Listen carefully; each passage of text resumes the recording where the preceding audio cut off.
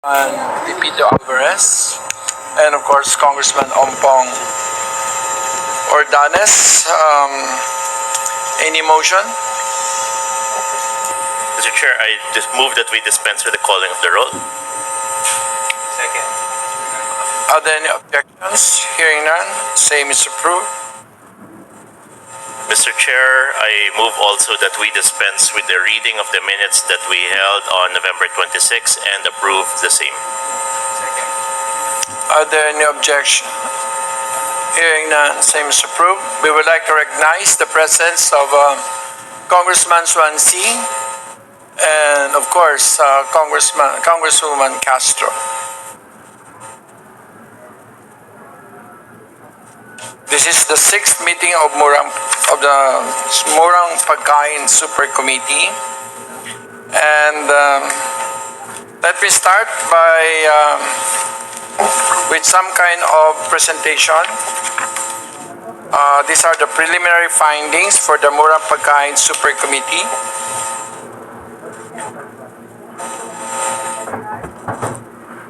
After me, we will call on PSA, or if there are preliminary statements from the other co-chair. But it's not through a USB because the file is PSA, based on the data privacy law, just like census, you cannot release it. Can the RSBSA be released to the public? not to the pub. Is there a law that prevents the RSBSA? Because it's a list of people who are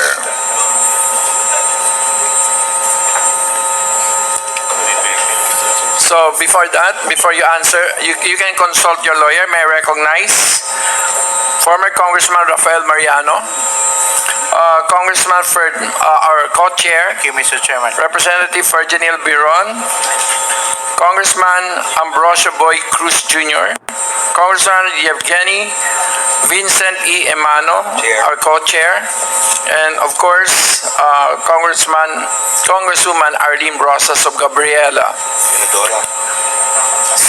Senator Brosas pala. Si Francis. Senator Francis. So these are not proprietary knowledge. No? It can be released to the public.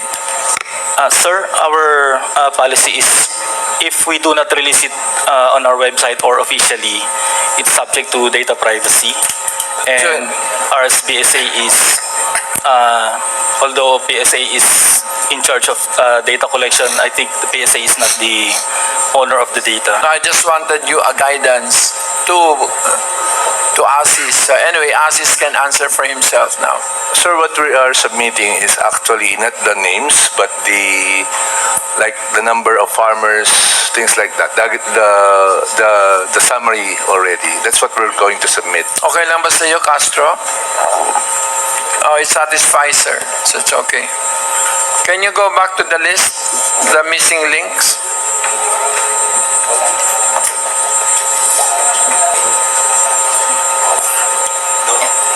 We need to finish this by February 7 before the senators who are here will start campaigning.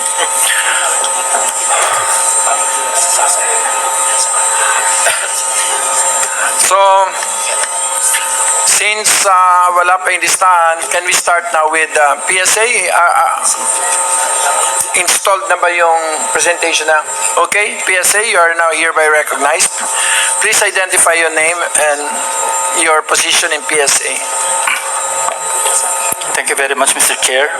My name is Glenn Polo, Chief Statistical Specialist of the Price Statistics Division of the PSA.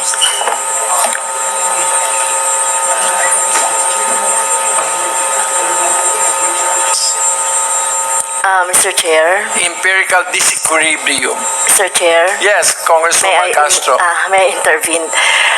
Kasi po yung nire-report ng PSA on a national scale, tingin ko, Mr. Chair, with due respect, yung mga kadiwa, dahil hindi naman po yan talagang I mean, hindi siya permanente.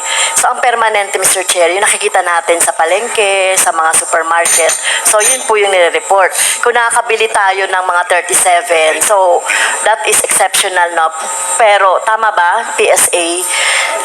Yung sinire-report nyo, di ba, on the national scale. So, hindi nyo sinasama yung kadiwa dyan dahil hindi naman ito yung, Yes, ma'am. normal. Okay. So, yun nga, Mr. Chair. So, Hindi naman ako sa kaliwa bumili. okay. So, siguro exceptional yung sa inyo, Mr. Chair. Pero kung lilibutin natin ang mga palengke, supermarket, tingin ko yung nire-report po ng PSA po ay malapit doon sa Well, nakikita. kailangan ko siyang i-respect because under the law, you are So, yun, Mr. Chair. self-determined. Kay JY Enterprises, Legazpi City. Their warehouses are in Tabaco City. No, I don't know whether it's local. I don't also care, but it's 25% broke. It must have been imported. So if you keep reporting these prices, that means I don't want you to lie also. Anyway, I'll allow you to finish your presentation. Is that the last page?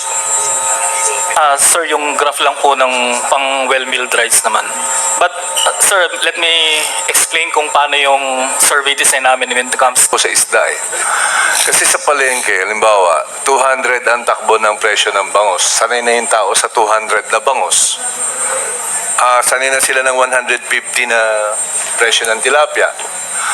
Kung makabili ho ako ng mura na isda, halagang 100, nakita ko nagbebenta yung mga kasabay ko ng 200. Hindi ko naman ho ibebenta yun ng 150. Isahabol ko doon sa... Kasi parang nga po yung theory po namin, nakasanayan na po yung presyo na yun. And But therefore... sir, it will not last long. A compartmentalized market, it's still the weight of the total demand and the total supply. Yeah, sir. But the point that we're trying to say is since we're looking at in this case, for instance, in the case at hand, where we have an expectation of 6 peso decrease in the price of rice as a result of the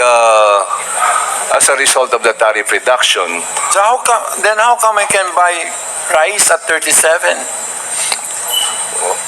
Sir, if you look at in relation to the one that you mentioned, na yung sa Anti-Economic Sabotage Act, sir, it says in the law that if you...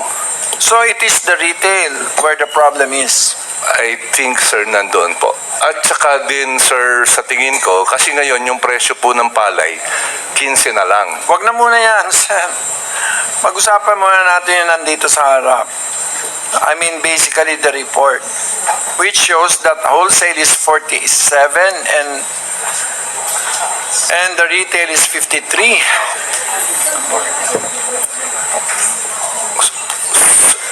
Sir, pero po may 3 layers po kasi yung bago magpunta sa retail eh.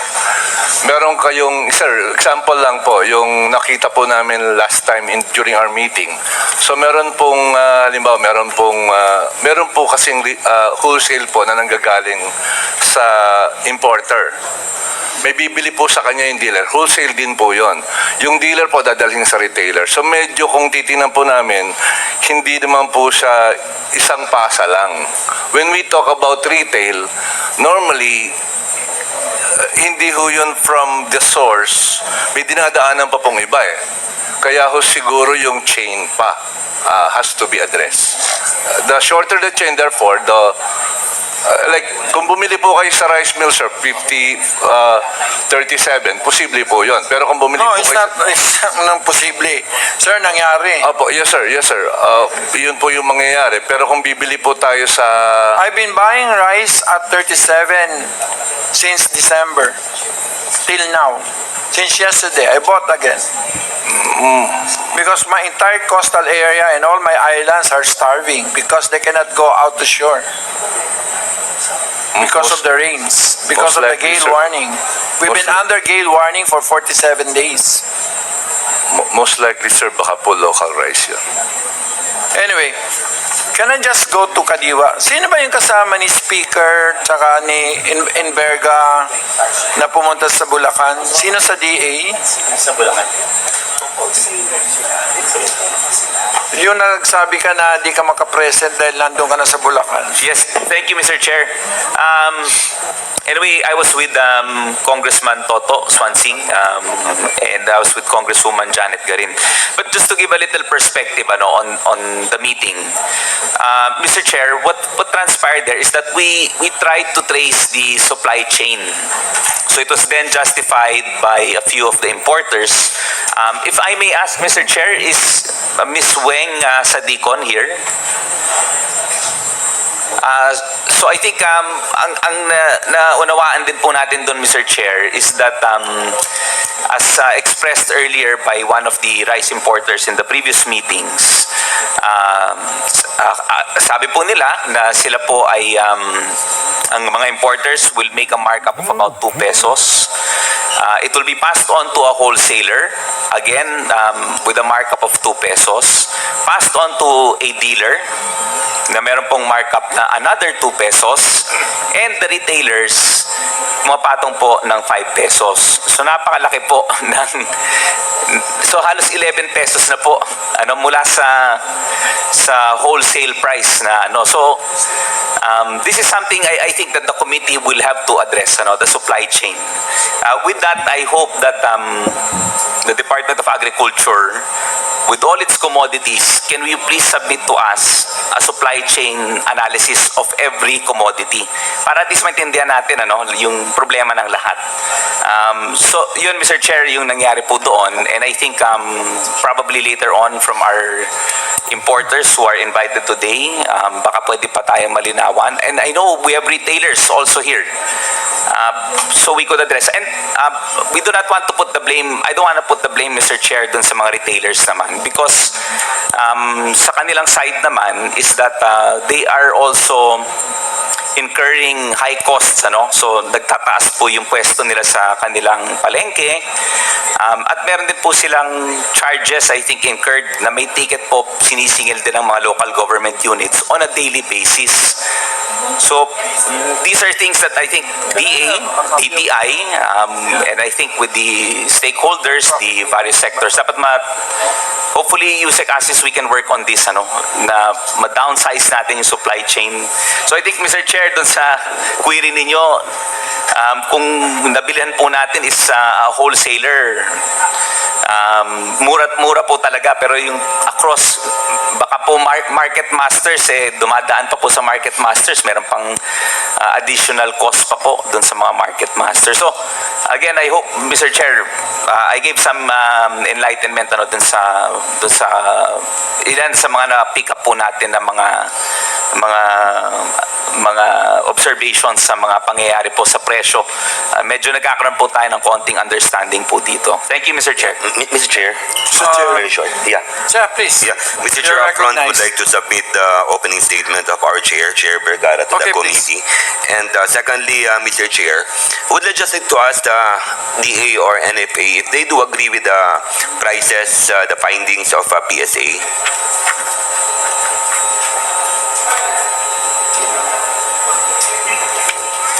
For Metro Manila, sir, we're doing price monitoring of price. Yung nakita ho namin, mas maganda yung numbers na nakita namin sa pagbaba. Kasi we have more... No, the question is very simple, Yusek. Do you agree with the findings of the prices of that PSA just present? We go back to the data ba? Do you agree? For Metro Manila, sir, may discrepancy po kaming nakita. Mas mababa po yung nakikita ng aming numbers dito. Sa NFA, Mr. Chair. Mr. Chair, kung sa amin pong computation based on our cost ng pagbili ng palay up to na milling, ang presyo po niya nasa 47 to 48. Well, milled rice. What's that? Wholesale? Retail?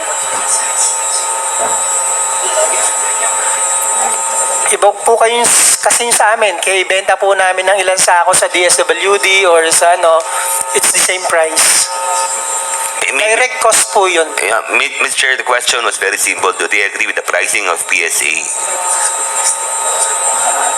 I don't have the expertise to say kung tama yung presyo na nakuha nila. May we know if the 102 drop-off points of PSA, Pick up. pick-up points of PPSA, alam ba nung DA kung sino yung pick-up points yun? Kasi mga permanent stores to, di ba? Yes, sir. Sa ngayon, hindi po alam ng DA kung sino yung sample stores namin. But going back dun sa price po, yung sa NCR po, ang regular milled rice in December 2024 is 44.94. Kasi national po yung pinakita ko kanina na 48.81 yung regular milled. But for NCR, it's still is lower, 44.94. And yung well-milled rice is 52.49 on the average.